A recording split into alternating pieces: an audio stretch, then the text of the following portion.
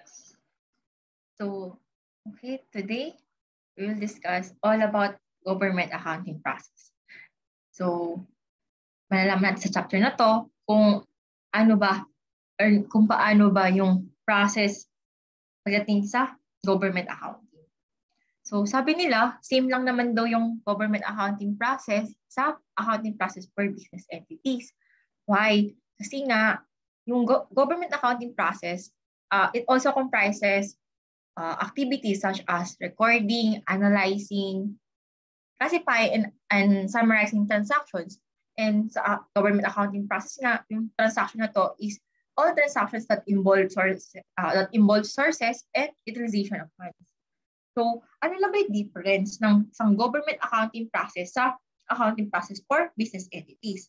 So, yung difference is that in government accounting process, it has budgetary controls. So, these budgetary controls includes maintaining budget registries and preparing budgetary accountable reports. So, bago natin alamin yung pinaka-government accounting cycle or pinaka-government accounting process, let's discuss first yung mga books na mini-maintain na isang government agencies. So like in my previous discussion, di ba, I state that dalawa yung books na mini-maintain ng isang government agency. So yung books of accounts and registries. So under books of accounts, so dalawa yung book na yon. So it is journals and ledgers. So I know sobrang familiar na kayo and sobrang alam niyo na kung ano yung journals and ledgers. Kasi nga, nababanggit na siya, di ba, nung inaaral pa lang natin yung PAR. So, same lang naman yung journals and ledgers ng isang business entity tsaka yung journals and ledgers ng isang government agency. So, punta na tayo sa journals. So, yung journals kasi, meron siyang dalawa. Diba? Isang general journal and special journals. And under special journals, meron siyang tatlo, which is yung cash receipts journal, cash disbursements journal, and yung checks disbursements journal. So, under cash receipts journal, meron pa siyang meron siyang dalawang klase. So, bago ko sabihin yung dalawang klase na yun, let's define first yung general journal muna. So, yung general journal, it is used to record transactions not recorded in the special journal. So, meaning, yung mga transaction that does not involve receipts, disbursement, and check disbursements, it will be recorded under general journal. So, punta na tayo sa mga special journals. So, first is yung cash receipt journal. So, cash receipts journal, it is used to record the report of collection and deposit and cash receipts register of collecting officers. So, sabi ko nga kanina, may dalawang klase ng cash receipts journal na mini-maintain ng isang government entity. And yung dalawa na to is yung report of collection and deposit or RCD, tsaka yung cash receipts register or CC reg. Yung report of collection and deposit or RCD, it is prepared by a collecting officer to report his or her collections and deposits to an authorized government depository bank. While yung cash receipts register naman, it is used by field officer without a complete set of books to record their cash collections and deposits in the book of their mother unit. Or yung mother unit, it can be central, regional, or division office. So, ano naman yung cash disbursements journal? So, it is used to record the cash disbursements of the disbursing officer. While yung check disbursements of journal naman, it is used to record the check disbursements of the disbursing officer. So, next is yung mga ledgers. For general ledgers, it summarizes all transactions recorded in the journals. So, accounts in the general ledger are arranged according to their sequence in the revised chart of accounts. While yung subsidiary ledgers naman, it shows details of each control account in the general ledger. So, example nga ng isang subsidiary ledgers is yung, di ba, accounts receivable. Usually, di ba yung accounts receivable, may kanya-kanyang subsidiary ledger for each customer or per client. And yung balances sa bawat subsidiary ledger na yun, isasum yun, then ipopo siya sa general ledgers. So, ganun yung concept ng subsidiary tsaka ng general ledgers. So, next, doon naman tayo sa registries. So, ano ba yung mga registries na minemaintain ng isang government agency? So, note ko lang, hindi siya limited sa 4 na to. Pero ito kasi yung yung pinaka-common na registries and yung mga registries na mababanggit as we go along sa discussion natin. So first is yung registries of revenue and other receipts or RROR. So this registry is used to monitor the budgeted amounts, actual collections, and remittances of revenue and other receipts. So lahat ng pertaining sa mga budgeted amounts, yung mga collections, and pati yung mga remittances ng revenue and other receipts ay i-record in this registry. Next naman is yung Registry of Appropriation and Allotments or RAPAL. So from the name itself, di ba, sa appropriations and allotments. So this registry is used to monitor appropriations and allotments. So ginagamit tong registry na to kasi para ma-ensure na yung allotments will not exceed appropriations. So kailangan kasi parang like I said nga, yung allotments, yung total na amount ng allotments, hindi siya pwedeng mag-exceed o hindi siya pwedeng sumobra doon sa appropriations na binigay sa isang agency. Next is yung registries of allotments, obligations, and disbursement. So again, from the name itself, yung registry na to is used to monitor the allotments received, obligations incurred against the corresponding allotment, and yung actual disbursement made. So, kung yung RAPAL, ginagamit siya to ensure na yung allotments will not exceed appropriations. Yung RAOD naman, ginagamit siya para ma-ensure na yung obligations incurred will not exceed the allotments. While yung disbursements made naman, hindi siya mag-exceed sa obligations incurred. Again, repeat ko lang, di ba yung RAPAL, ginagamit siya to ensure na yung allotments di siya mag-exceed sa appropriations. Tapos, yung RAOD naman, ginagamit siya to ensure and para ma-monitor na yung obligations incurred, hindi siya lalagpas dun sa total allotment na binigay sa isang government agency. At the same time, ginagamit din yung RAOD para ma-ensure na yung actual disbursement na in-incur ng isang government agency is hindi siya lalagpas dun sa total obligations incurred. Next na registry is yung Registries of Budget, Utilization, and Disbursement or yung RBUD. So mali yun, dapat RBUD yun. So yung RBUD naman, same lang naman siya sa RAOD. Ang difference lang niya, yung Registries of Budget, Utilization, and Disbursement is for special budget. So sabi nga, yung RBUD is used to record the approved special budget and the corresponding utilizations and disbursement charge to retain income. Tapos, in-note ko lang din yung RAOD and yung RBUD, parang mayroong separate na, parang may separate na RAOD at RBUD na mini-maintain for each object of expenditures. So, ano ba yung object of expenditures?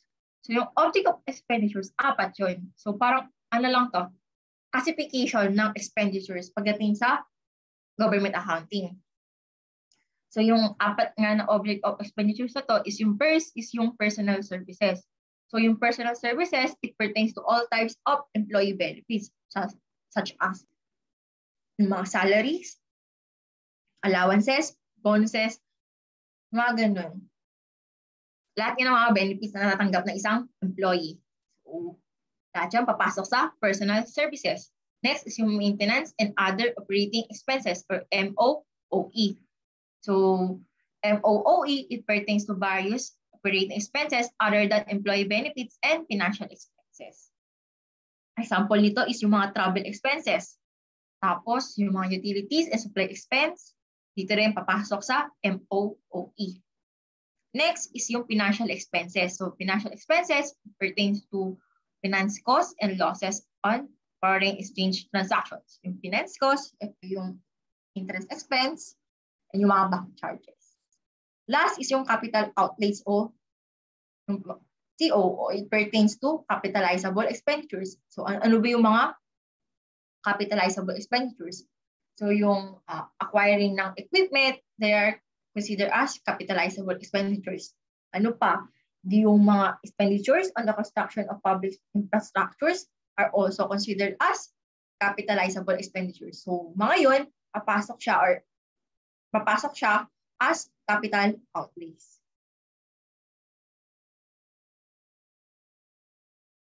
Okay, so government accounting cycle. So before I proceed, note ko lang, di ba remember sinabi ko na nung chapter 1 natin, yung isa sa responsibility ng COA is may silang custody of the, or not custody, they keep the general accounts of the government and preserve the vouchers and other supporting documents. So gusto ko lang i-remind ulit na yung general accounts ng government and pati yung mga supporting documents such as vouchers and invoices, etc. Yun ay bale parang tinatago siya or mini-maintain, parang pina-preserve siya ng COA. Kasi parang yung mga, yung mga general accounts na yun and yung mga supporting documents na yun, isa rin yun sa ginagamit ng COA kapag ina-audit na yung mga government agencies. Okay, so proceed na tayo sa government accounting cycle. So yung government accounting cycle, pag-i-start siya sa appropriation. Then, kakaroon ng allotment. Third, kapag mayroong allotment, may increase na ng obligation. Fourth, disbursement authority or yung pag-release ng NCA. Fifth, disbursement. Sixth, billing, collections, and remittances. So, note ko lang, hindi mo mapasin yung first 1 to 5. Diba, ito yung budget execution natin. If naalala nyo pa rin yung in chapter 2 natin, ito yung mga transactions under budget execution. Tapos, itong 1 to 6 na to, parang dito nangyayari yung mga recording, pagre-record sa journal, then pag-post sa general ledger. Once na lahat ng transactions, lahat ng entries na record na, then i-post na sa general ledger, then makakagawa na tayo ng unadjusted trial balance. Then from unadjusted trial balance, gagawa tayo ng adjusting entries para ma-adjust yung mga accounts na need na i-adjust at the end of reporting date. So once makagawa adjusting entries, ipapasok ulit yun para gumawa ng adjusted trial balance or yung closing trial balance. Then after nun, nagawa ng closing entries para i-close lahat ng mga IS accounts. Then, once ma-close na, at yung titira na lang is yung mga BS accounts. Then, gagawa na tayo ng post-closing trial balance, and from that post-closing trial balance, pwede na tayo gumawa ng financial statements. So, alam natin yung basic recording. So, yung basic records, iikot siya dito sa 6 na to, yung 1 to 6. So, paano ba nire-record yung 1 to 6 na yan? So, punta na tayo sa appropriation. So, bago ko sabihin, basahin yung example, paalala ko lang ulit, ano ba yung appropriation? Diba sa chapter 2, sinabi ko doon na yung meaning ng appropriation is, it is the authorization by a legislative body to allocate funds for specified purposes. So dito, parang si legislative body, mag-appropriate sila ng funds or mag-allocate sila ng funds sa isang government agency, depende sa specified purposes nila. So dahil doon, mayroon bang entry na dapat, mayroong journal entry na dapat i-record under appropriation. So, mamaya, i-discuss ko yun kung meron na. Second, yung appropriation, kailan ba siya nagsisimula? So, magsisimula yung appropriation pag nga na-enact na ng President yung budget or pag na-release na yung GAA, which is yung General Appropriations Act. Kasi kapag meron ng GAA, then meron na rin yung GAA, which is yung approved budget. Mas na meron approved budget, then meron ng appropriation. So, example tayo, Entity A government agency receives its GAA consisting of the following. So, first, personal services or 100. For personal services, nag-appropriate na 100,000. Tapos, for maintenance and operating expenses or MOOE, nag-appropriate na 60,000. Financial expenses, wala. While sa capital outlays naman, nag-appropriate ng 200. So yung total appropriations in the current year nga, na natanggap ni Entity A is 360,000. So paano siya i-record? So mayroon bang journal entry na i-record sa Entity A? The answer is wala. Why? Kasi appropriation is not considered as an accounting event. Kasi nga yung appropriation, wala naman siyang impact sa financial statement natin. Kasi may natanggap na ba tayong cash or asset? Wala, di ba? May na-incur din ba tayong liabilities during the appropriation? Wala. Kasi nga, appropriation, binibigyan pa lang, parang appropriation is authority pa lang siya. Parang ito pa lang yung time na parang ina-allocatean ng fund yung isang government agency. So, sa step na to, sa appropriation, alam mo pa lang kung magkano yung allocated na funds sa'yo. Pero, hindi yun talaga yung total amount na kagastusin mo. And di rin yun yung total amount na amount ng cash na matatanggap mo. So, parang alam mo lang na merong allocated na fund sa'yo na amounting sa ganitong, amounting ng, for example, in this case nga, amounting 360,000. So, alam lang ni Entity A na may naka-allocate sa kanyang fund na 360,000. Pero, hindi pa niya yun nahawakan. Or wala pa talaga, parang hindi pa niya nare-receive yun. So, dahil doon, walang, parang wala siyang financial impact or wala siyang, parang nasa financial event or accounting event. Kaya dahil walang accounting event, then walang recording ng journal entries. So, kung di mag-record ng journal entries, ano lang gagawin? So, appropriation, ang gagawin lang natin is i-record lang natin yung appropriation under RAPAL or yung Registry of Appropriations and Allotments. So, i-update natin yung registries. So, yung lalagay natin sa RAPAL na nagkaroon tayo ng appropriation na amounting to 360,000. Next is allotment. So, allotment, basahin yung problem, alamin ulit natin yung meaning ng allotment. Yung meaning ng allotment, it is the authorization to agencies to incur obligations. So, in essence, para siyang obligational authority. So, parang binibigyan ng authority yung isang government agency na pwede na siyang mag-incur ng obligations. So, basahin ko na yung example. Entity A government agency received its allotment from the DBM consisting of the following. So, first, personal services, nag-allot ng 90,000. Tapos, sa MOOE or maintenance and other operating expenses, nag-allot ng 40,000. Tapos, sa capital outlays, nag-allot ng 170,000. So, total allotments in the current year is amount to 300,000. So, merong bang journal entries same as to appropriation? The answer is wala. Kasi nga, sabi ko nga, same as to appropriation, wala pang accounting, yung allotment is not considered as an accounting event kasi wala pang effect or walang impact sa financial statements. Kasi nga, allotment, bigyan ka pa lang ng authority na mag-incur ng obligation. Pero hindi ka pa talaga nakaka-incur ng liability. Wala ka pa, hindi ka pa hindi ka pa nakikipag-transact. Binigyan ka lang ng authority na, okay, pwede ka na mag-incur ng obligation. Pero hindi ka pa nag-incur. Kaya, kaya walang accounting event. So, dahil walang accounting event, then walang journal entries na i-record. So, same as to appropriation, sa allotment, ang gagawin lang natin is mag-update tayo sa registry. At anong mga registries yung i-update natin? So first, syempre yung RAPAL. So yung Registry of Appropriations and Allotments.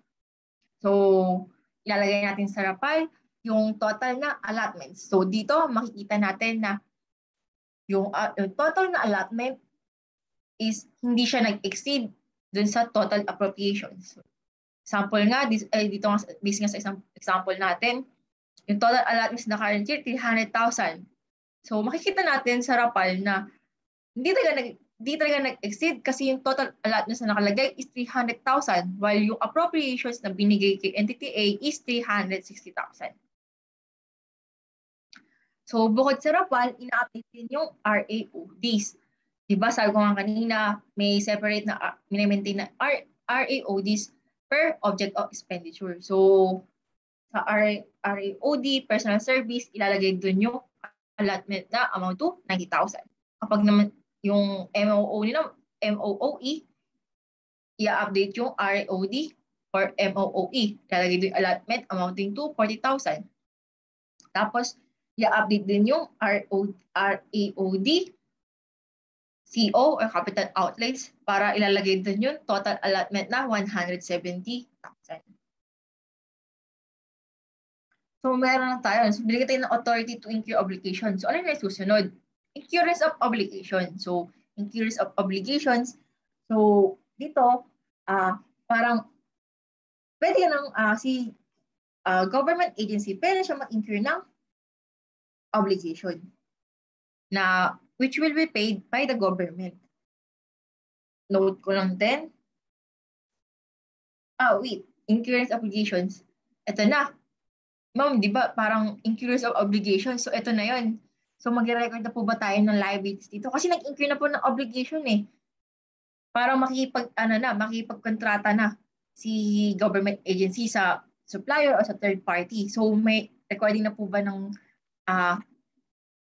may recording na po ba ng liability? The answer is no. Remember, in chapter 2, sinabi ko na yung obligation, it is also referred to as a commitment that encompasses possible future liabilities based on current contractual agreement.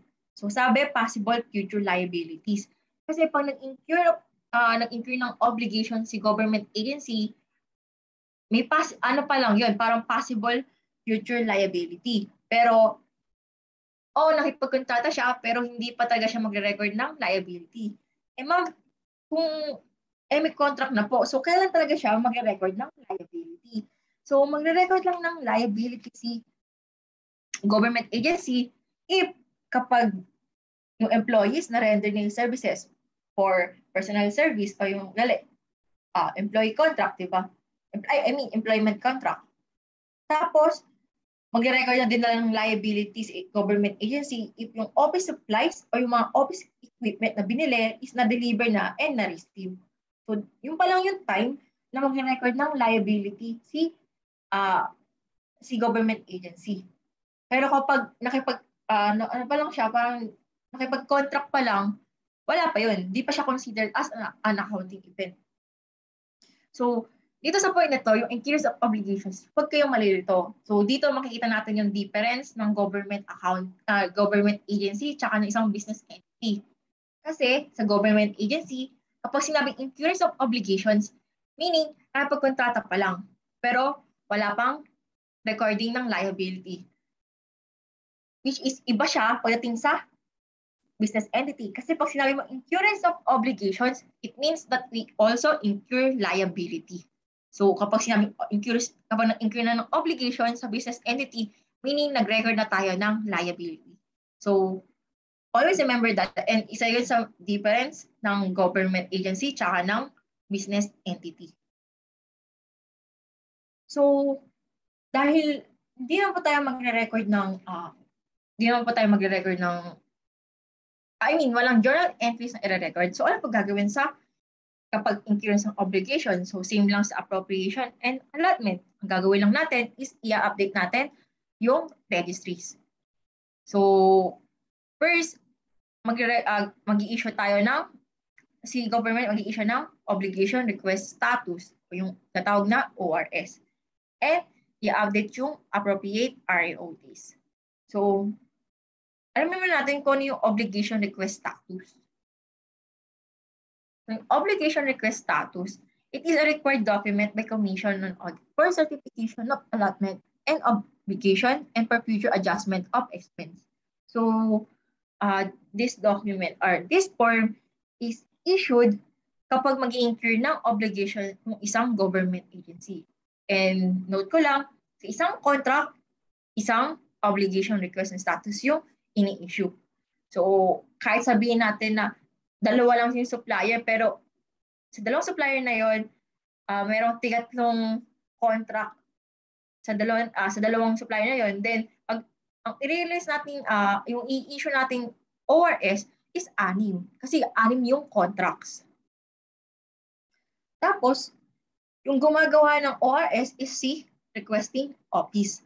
So, yung requesting office, pag ginawa niya yung ORS, kailangan supported siya ng valid claim documents like disbursement vouchers, payrolls, purchase or job orders, itinerary of travel, etc.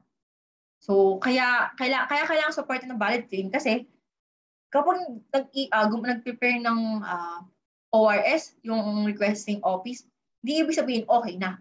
Kasi yung prepare na yon, dadalhin pa yon sa head of requesting office.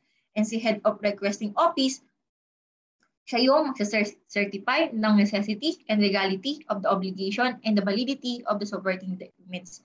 So, check niya muna kung yung prepare na ORS is valid talaga or nakakorespond talaga siya sa valid transaction.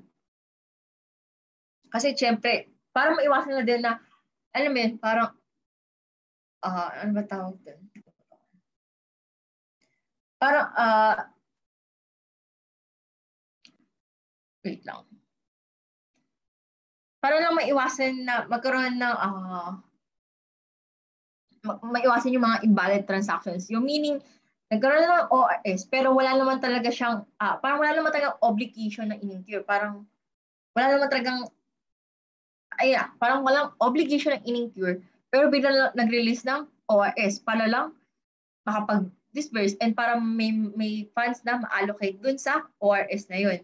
So, para maiwasan yun, isi-check talaga ng head of requesting office kung valid muna or kung valid nga yung pinipare na ORS.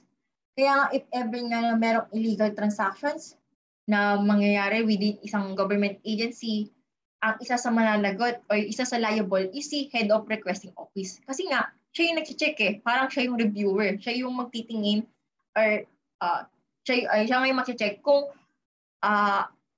valid ba yung ORS na nire-release or na ini-issue. So if ever nga na yung palang ORS na yun is pertaining sa illegal transaction, then liable siya. Kasi bakit nakalusot sa kanya, di ba? Siya yung reviewer nun. Parang siya yung mag-a-approve. Di ba mag-a-approve? Parang siya lang yung mag-certify na parang pertaining nga sa valid transaction yung ORS na in-issue. Tapos, note ko lang, kung si head of requesting office yung mag-certify ng necessity and legality ng obligation, pati yung validity ng supporting documents, si head of budget division naman yung mag-certify ng availability of the allotment.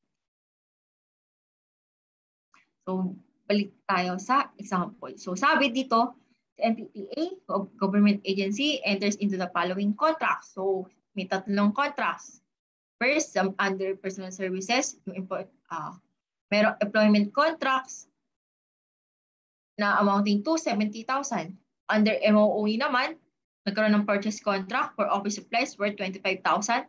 And for capital outlays, nagkaroon ng purchase contract for office equipment worth 160,000. Dahil may tatlong contract, mag-issue din tayo ng tatlong ORS. So on each ORS, nakalagay yung itong tatlo na to. So yung isang ORS, pertaining siya sa employment contracts amounting to 70,000.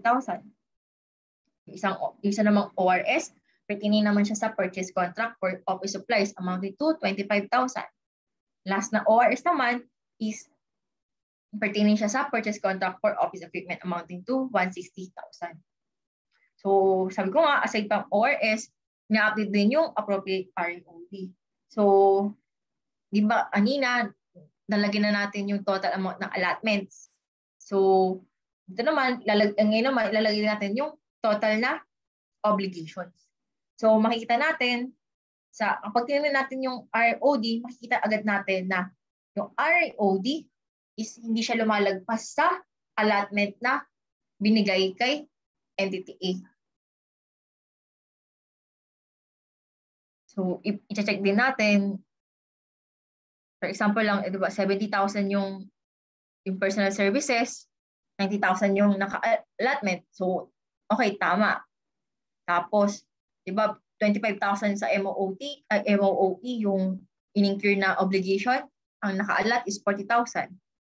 So, for capital outlays naman, ang na-incur na obligation is amounting to 160,000 and yung allotment is 170,000. So, okay pa, di ba? Hindi pa lumalagpas yung in-incur na obligation sa allotment na binigay kay entity. So, next is, okay, before tayo magpasusunod, if ever nga lang na may mga cases na kunyari nagkamali regarding sa may obligation na na-record, pwede natin siyang i-adjust. So, para natin siya i-adjust? So, una, mag-release mo tayo ng notice of obligation request and status adjustment or NORSA. So, yung nagpe-prepare niyan is yung accounting division or unit. After niya i-process yung claim. So, after niya i-process, nakita niya may mali. Then, gagawa siya ng notice of obligation request and status adjustment. And then, ibibigay niya yon sa budget division. Budget division, siya yung magre-reflect ng adjustment dun sa mga budgetaries. So, pag na-receive yung NORSA, then parang parang ito na yung magti-trigger sa kanya na i-adjust or parang i-update yung budgetaries. Kasi nga, nagkaroon ng error and kailangan siyang i-adjust. Tapos, yung adjustment shall be effected through a positive entry if addition or a negative entry if reduction as appropriate. Next is yung notice of cash allocation. So actually, itong notice of cash allocation, tawag dito is yung pagbibigay ng disbursement authority. So di ba, yung disbursement authority is, ito yung authority, parang, di ba, bibigyan na ng authority, yung government agency, na makapag-disperse. So, parang, at this moment, makakatanggap na ng cash yung government agency. So, kailan siya makakatanggap ng cash? Kapag nakareceive na siya ng notice of cash allocation. So, sabi nga dito, si entity A, nakareceive siya ng notice of cash allocation amount from DBM amounting to 200,000 net of tax. So, dahil naka-receive na siya ng cash, then, mayroon na ba siyang accounting event? The answer is yes. So, dahil mayroong accounting event, magre-record na tayo ng journal entry. And the journal entry will be cash modified disbursement system, regular debit, credit, subsidy from national government. So, inote ko lang na parang, di ba sinabi na yung NCA daw is, di ba ine-specify doon yung maximum amount of withdrawal that an entity can make from a government bank from the period indicated. So, yung collecting officer should not issue an official receipt for the receipt of NCA. And since wala namang nire-release na receipt, wala namang nire-release na official receipt, then yung receipt ng NCA does not constitute a collection of does not constitute a collection. So dahil doon, dahil yung receipt ng NCA does not constitute collection, then it will be recorded in general journal instead of cash receipts journal. Tapos, bukod sa journal, once na meron tayong journal entry, bukod doon, i-record din natin yung disbursement authority o yung pag-receive ng notice of cash allocation sa RANCA or Registry of Allotments and Notice of Cash Allocation. So, ano ba yung RANCA? So, actually, dalawa yung registries na ginagamit to monitor the NCA. So, actually, di lang NCA or NTA. Kasi yung registry na ginagamit to monitor NCA is yung Registry of Allotments and Notice of Cash Allocation. So, ginagamit niya to determine the amount of allotments not covered by NCA and to monitor the available balance of NCA. While yung Registry naman of Allotment and Notice of Transfer of Allocation or RANTA, it is used to determine the amount of allotments not covered by Notice of Transfer of Allocation or NTA and to monitor the available balance of NTA. So, kapag na-receive naman natin is NTA, so yung registry na i-update natin or yung registry na ina-update nga natin is yung RANTA. Kapag naman nga NCA, then RANTA yung ina-update.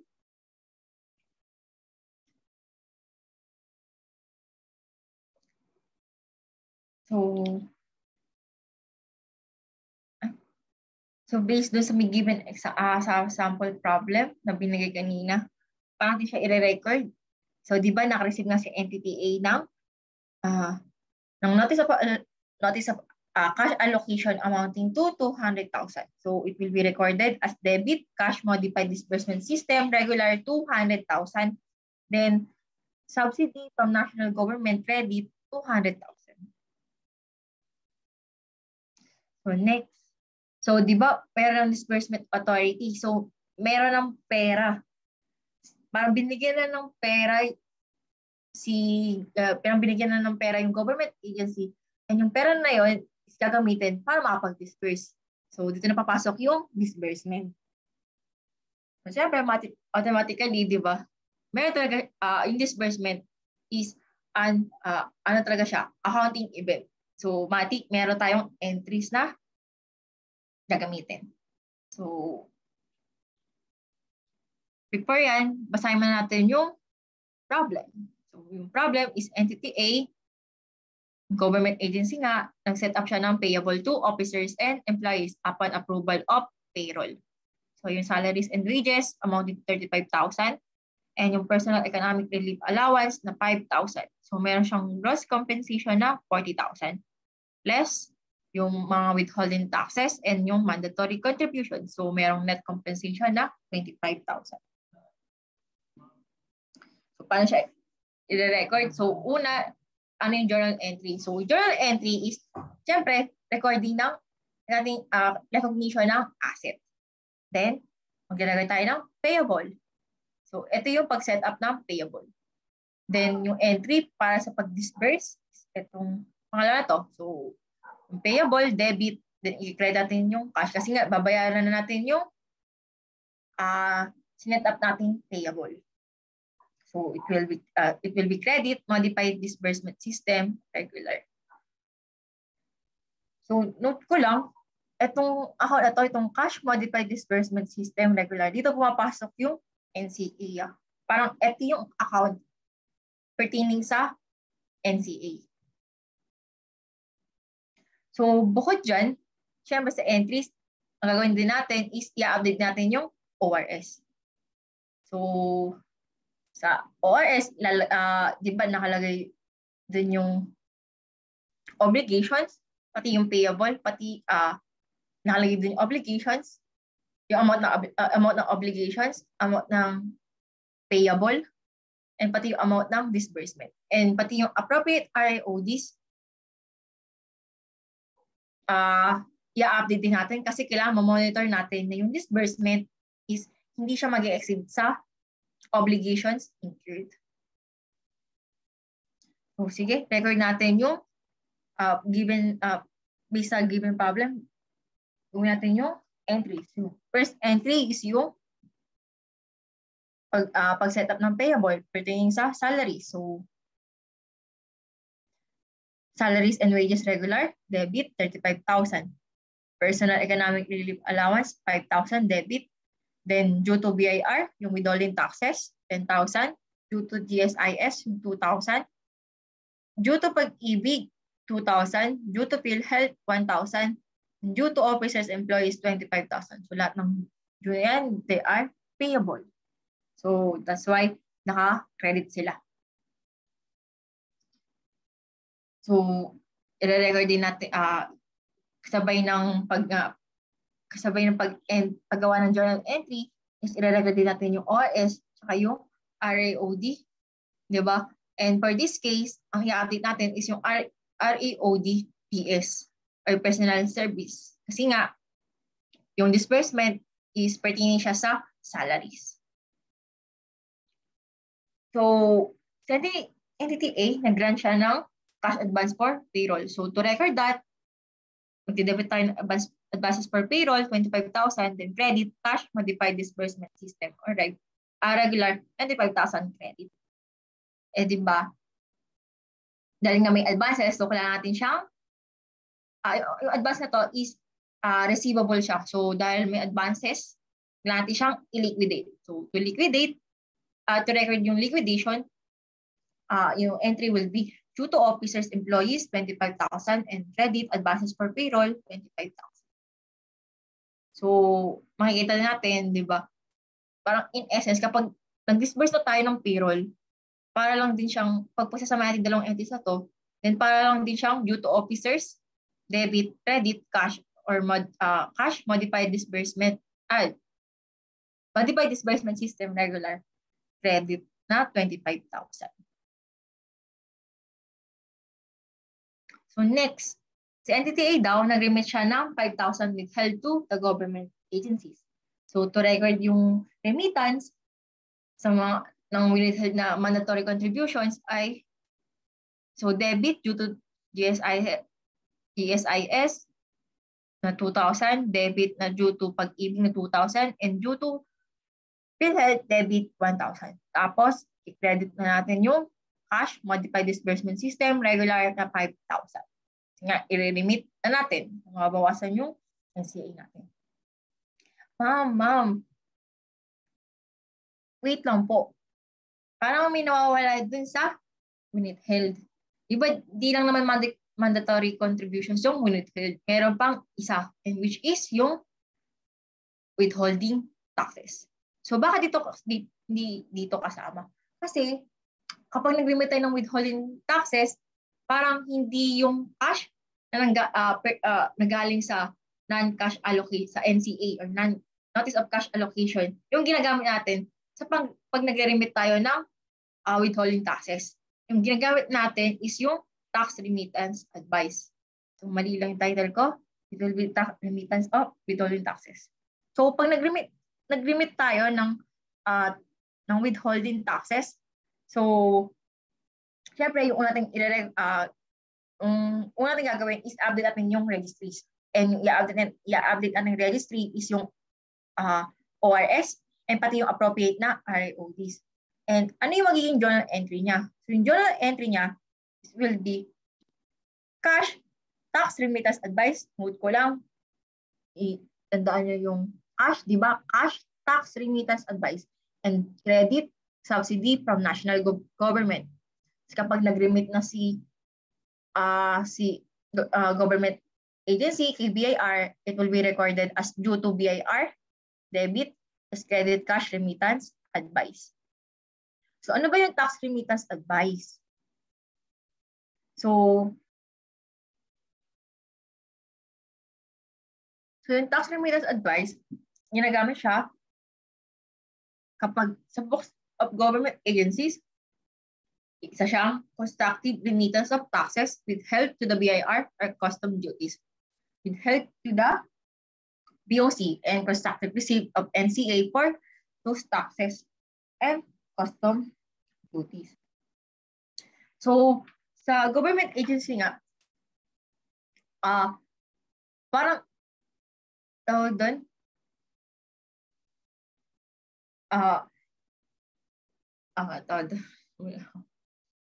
so, parang, di ba sabi, constructive remittance. So, parang hindi talaga siya actual cash. So, yung binabayad mo, nire-remit ni government agency sa BIR, di talaga siya actual cash. As if parang nagbigay ka lang ng cash sa BIR. So, ang binibigay mo lang is yung tax remittance advice. So, kapag si BIR naka-receive siya ng tax remittance advice, as if parang meron na rin siyang na-receive na taxes or meron siyang na-receive from the government agency.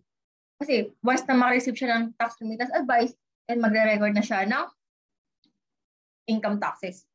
Tapos, pagdating naman sa may books ng PTR, as if na-receive niya yung collection or yung collection ng taxes from the BIR or BOC.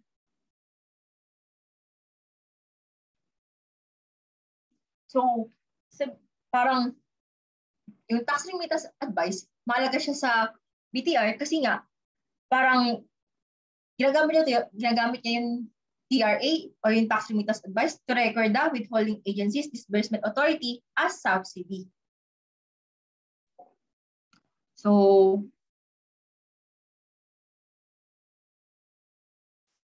tingnan natin yung recording. Paano ba journal entry? So sa books of entity A, magre-record siya ng debit, cash, tax remittance advice, 10,000, credit, subsidy from national government, 10,000. Then, debit, pag i-remit niya na nga niya, then, i-remit niya na yung withholding tax sa BIR, then, ang re-record niya is, due to BIR, debit, 10,000, credit, cash, tax remittance advice.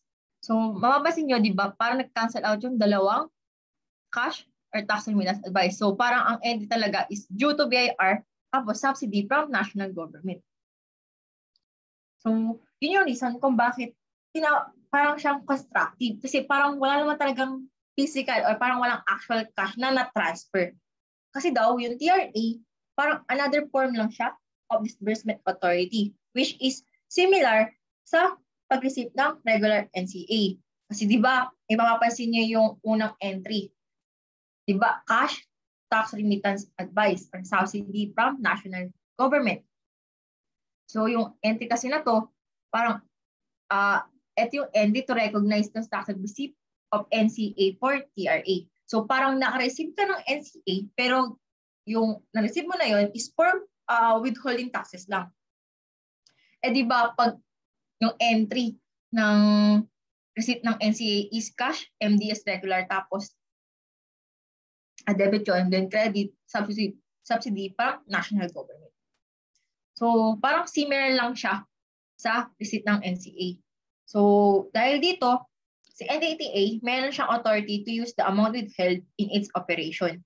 So yung amount used from the TRA will be reported in entities A, monthly report of disbursement.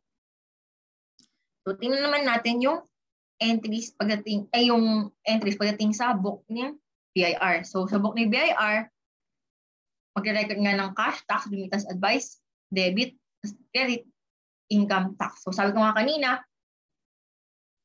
parang pag binigyan siya ng tax remittance advice ng government agency, parang yun yung mag-trigger kay BIR para mag-record ng income tax. So hindi niya kailangan yung mismong cash. So yung kailangan niya is yung tax remittance advice. Kasi nga, wala naman talagang actual, parang wala naman talagang actual receipt na wala talagang actual na matatanggap si BIR from government agencies. Tapos sa book naman ni BTR, kapag nga nag-remit na or kapag nag-remit na si BIR sa BTR, then it will be recorded as subsidy subsidy to NGAs, debit 10,000, then credit, cash, tax, remittance, advice.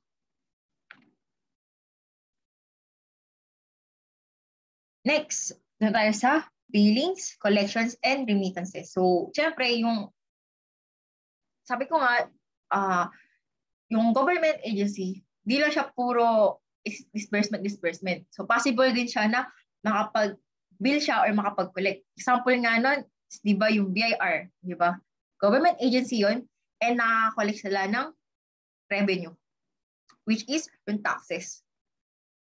So, pag gano'n, pag nagbibill sila, or pag pag nagbibill sila, then syempre, after nun, magko-collect.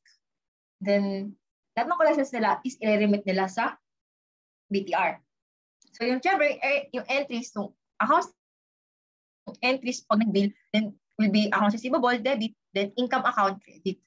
Pag naman makakolekta na si government agency, then debit, cash, collecting officer, credit, accounts receivable. Kasi nga, parang babawasan na yung accounts receivable. So, dahil nga collect na. Then, kapag mag-remit na, ang magiging entry will be cash, treasury, agency deposit regular, and then credit, cash collecting officer. So, aside from these entries, mag-record din tayo sa registry. And i-record natin siya sa registries of revenue and other receipts. O yung RROR. Kasi nga, di ba, itong registry na to, it is used for to monitor nga yung revenue and other receipts. So, note ko lang, kapag nag-bill tayo, itong billing, so account na to, i-record siya sa general ledger. Pero kapag yung collections and remittances, i-record natin siya sa cash receipts journal. So, paano yung magiging entry niya? So, entity A, bills, kapag entity A, bills revenue 100,000 for rent income, the entry will be accounts receivable. Then, a debit, 100,000. Credit will be rent or lease income or yung corresponding income account niya, which is amounting to 100,000. Next, nag-collect si entity A ng 100,000 from the billed revenue and remits the collection to the BTR. So, kapag nakakollect tayo, the entry will be cash, collecting officer debit, 100,000, credit, accounts receivable, 100,000. Then kapag nag-remit na entity A, BTR, the entry will be cash, treasury, agency deposit regular, 100,000, cash collecting officer credit, 100,000. So note ko lang, based sa Presidential Decree number 1445, sinabi na it requires daw that all collections must be remitted to the National Treasury unless another law specifically allows otherwise. Ito yung reason kaya bakit 100,000 din yung niremit kay BTR. So, what if lang na kunwari may batas na nagsasabi na parang 10% ng collected revenue will not be remitted to the BTR. Pero i-maintain lang siya o itatago siya ng government agency. Then, yung magiging, kapag ganun, pag may batas na nagsasabing ganun, then yung magiging entry sa remittance will be cash, treasury, or agency deposit regular, debit, 90,000, and credit, cash collecting officers, 90,000. Kasi yung 10%, hindi nga siya i-remit. So, it will be considered as parang magiging unlimited collection. So, pero remember, unless walang sinasabi yung batas or walang batas nagsasabi na ang specific amount lang yung i-remit, then it will be always 100%. So, lahat ng nakolekta ng isang government agency is i-remit niya. So, tapos na natin yung 6. So, doon sa 6 di ba, nakapag-record na tayong journal entries. So, once na magawa natin yung journal entries, ipopost na natin siya sa mga ledgers. And once na napost natin sa general ledgers, then kukuha natin yung ending balances ng bawat accounts. And yung bawat accounts na yun, makakagawa na tayo ng unadjusted trial balance. So, di ba, alam niyo naman kung bakit gumagawa ng unadjusted trial balance. So, nagawa siya kasi yung purpose niya is para lang makita yung equality between debit and credit side. Kasi nga, di ba, government accounting is parang, di ba yung government accounting is, ano siya, double entry bookkeeping. So, kapag nag-record ka ng debit, magre-record ka din ng corresponding credit. So, by doing trial balance, makikita natin na tama yung naging recording natin. If bangga yung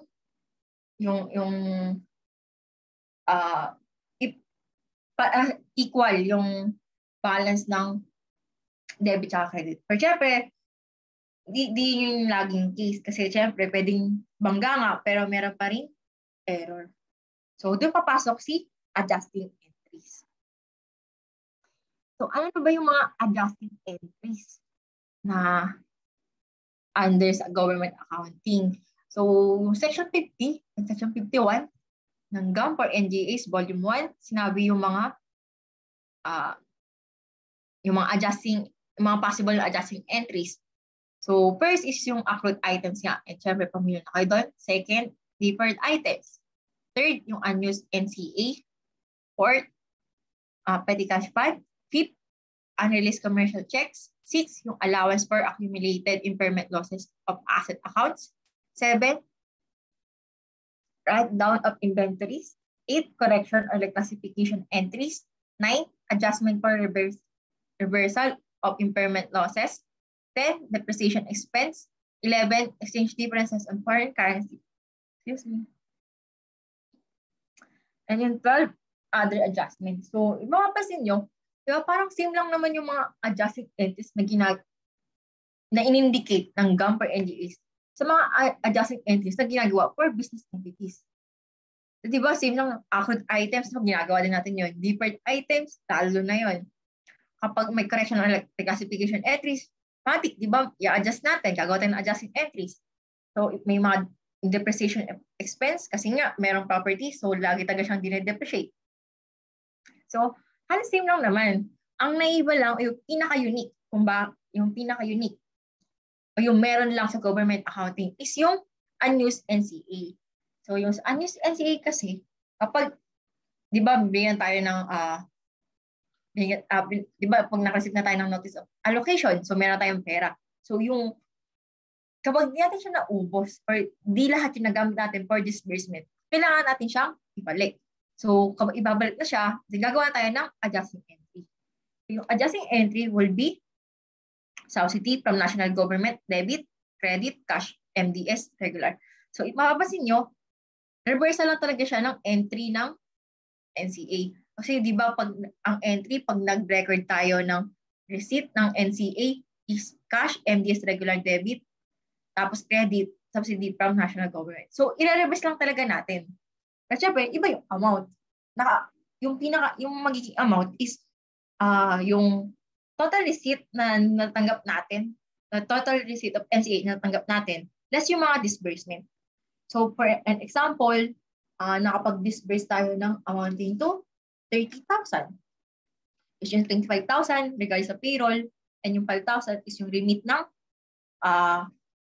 mga na-withheld na mandatory contributions. So, yung 170,000, hindi natin siyang ibalik kasi hindi natin siya, parang hindi siya nagamit. So, hindi siya nagamit for disbursement. So, kaya siya ibalik. Tapos, yung reversion of unused NCA din, bale, i-update din natin yung registries natin para i-reflect na ni-reverse natin yung unused NCA. So, yung registries na, which is yung RANCA, kung saan na ginamit natin na registry nung nakareceive tayo ng NCA is i-update din natin kapag nag-reverse na tayo ng unused NCA.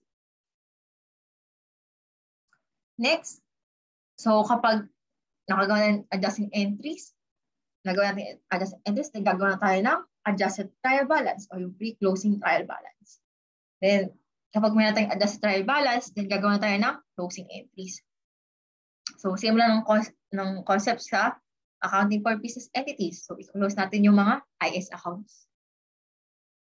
So, yung cash treasury or agency deposit regular account, i-close na siya sa accumulated surplus or deficit account. While yung subsidy from national government account, i-close siya sa revenue and expense summary account. So, bakit siya close yung subsidy from national government account? Kasi yung subsidy from national government account, if titingnan nyo sa RCA, it is a revenue account. Dahil revenue account siya, then kailangan siyang i-close sa summary account. Revenue and expense summary account. Which nga, yung pangatlo, di ba, lahat ng expense, income and expense accounts, it will be close to revenue and expense summary account. Lastly, yung revenue and expense summary account, i-close na siya sa accumulated surplus or deficit account. So parang, meron diba tayong yung parang income summary ganon, i-close na siya sa RE. Ititingnan natin siya sa perspective ng business entities.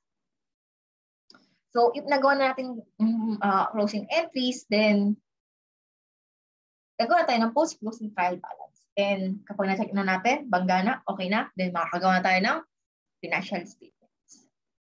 So yung mga entries na nagawa natin, di ba, papasa siya sa... sige, tunggalin natin. Di ba yung mga entries, papasa sa general ledger, gagawa ng trial balance, then so on, makakagawa na tayo ng FS, yung 5. Yung 5 components ng financial FS, magagawa na natin.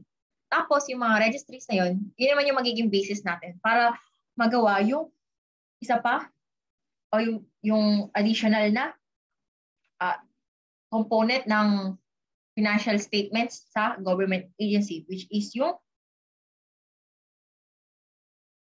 statement of comparison of budget and actual amounts. So, yung basis niya is yung mga budget reports o yung mga registries. So, alam na natin yung government accounting cycle. So, sa part 2 ng discussion natin, magsasolve tayo ng problem. So, para ma-apply natin yung pinag-aralan natin sa about sa government accounting cycle. So before I end this discussion, yung part 1 ng discussion natin for chapter 3, end ko lang siya sa revised chart of accounts. So I know, di ba, nabanggit ko siya nung chapter 1 kung ano yung revised chart of accounts. So revised chart of accounts, parang list lang siya ng summary ng lahat ng accounts na ginagamit ng isang government agency. So sa revised chart of accounts, nakalagay doon yung account code, account name, and yung nature, pati yung normal balances ng isang account, diba? So if nalilito ka, hindi mo alam kung ano yung account, then pwede mong tingnan sa RCA. So makikita mo na yung nature doon and para saan ginagamit yung account na yun. So highlight ko lang yung account code.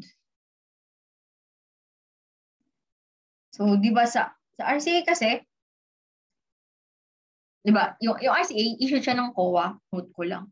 So sa RCA, parang yung account code sa RCA, it composed of 8-digit code. Yung 8-digit na yun, may corresponding yun. Yung first number, it pertains to account group. Yung second, tsaka third number, pertains siya sa major account group. Yung third, yung fourth and fifth naman, is pertaining siya sa major account group. Then yung 6 and 7, pertaining siya sa general ledger accounts. And yung last number is pertaining siya sa general ledger contra accounts. So yung first number account group, diba? Sabi ko kanina, pag 1 yung code, then it will be considered as an asset account. Pag 2, liabilities account siya. Pag 3, equity account. Pag 4, income account. Then 5, expenses. So, pakita ko na yung example. So, example tayo. Yung account title is cash collecting officers. Diba kanina? Pag nakarimit, pag magko-collect tayo, diba, ang recording is cash collecting officer debit, credit account receivable. So yung cash collecting officer, hindi natin alam. So yung account code niya is 101010110. Simulang simula. So yung first group, di ba, pertaining 1. Yung account group niya, meaning asset siya. And then yung second, third group niya, 01. So yung major account group niya is cash and cash equivalents. Tapos, yung fourth and fifth niya, 01 din, yung kanyang sub-major account group is cash on hand. So yung 6 at 7, yung general ledger account niya is cash collecting officers. And then yung last, 0, kasi nga hindi siya contra account. So if gusto niyo pang mas makita, pwede niyo tingnan yung RCA. So pwede niyo tingnan sa website ng COA. So yun yung volume 3 ng GAMPOR NGAs. So that ends our discussion, part 1 ng discussion natin for chapter 3. Part 2, tutuloy natin siya sa next meeting.